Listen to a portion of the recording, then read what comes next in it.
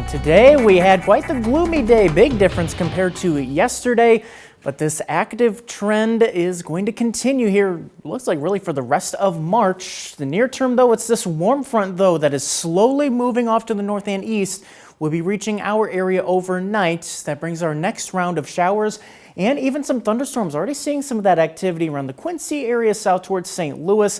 But it's going to be several hours until this reaches our area. So we have a dry evening up ahead, and also behind this front will be very warm, but also very windy conditions too. So we do get to bask in the warmth though, just for a little bit. But when these storms do arrive here overnight, some of those could be on the stronger side. Really only looking at one or two of these storms that could have some hail with them, mostly sub-severe, but we'll keep an eye out on that. Those would be pretty much from areas from along the line from Stockton to Amboy and areas off to the west. That sees the greater chance, although very low, of seeing some hail with this early morning thunderstorm activity. So as we look at future track here, very early in the morning, just after 2 o'clock in the morning, starting to see that activity, starting to move in towards that I-88 corridor. Again, could have some small hail associated with these storms. These will be pushing off to the north and east, so they will be on a weakening trend, especially the closer they get to Rockford and especially farther north and east of Rockford. But you'll see very spotty activity through the early morning hours. Again, this is going to be when we're in bed, so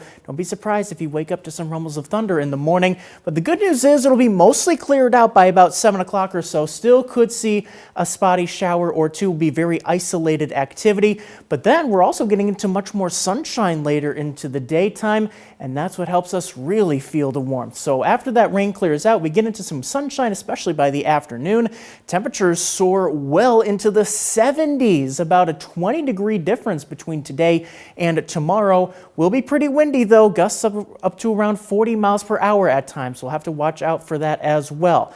Then heading into the weekend, temperatures on the downturn with more rounds of rain and maybe even some thunderstorms. So as we look at future track again, Saturday, for the most part, looking dry. Any kind of rain is going to be established along the stationary boundary across Wisconsin, but this boundary will be kind of sagging southward through the day. So later on Saturday, may see some light rain showers coming through. The bulk of any kind of rain activity over the weekend is not going to be until this low pressure system pretty much moves right overhead on Sunday. So looking like a soggier end to the weekend. There will be another push of rain late Sunday night, early Monday morning. Cold air behind the system though may cause that rain to mix with and change over to some wet snow before we dry things out later on Monday. So pretty busy forecast here over the next 4 days or so. But the good news is as we get further into April, temperatures begin to rebound back into the 50s, near 60 in that first week of the new month.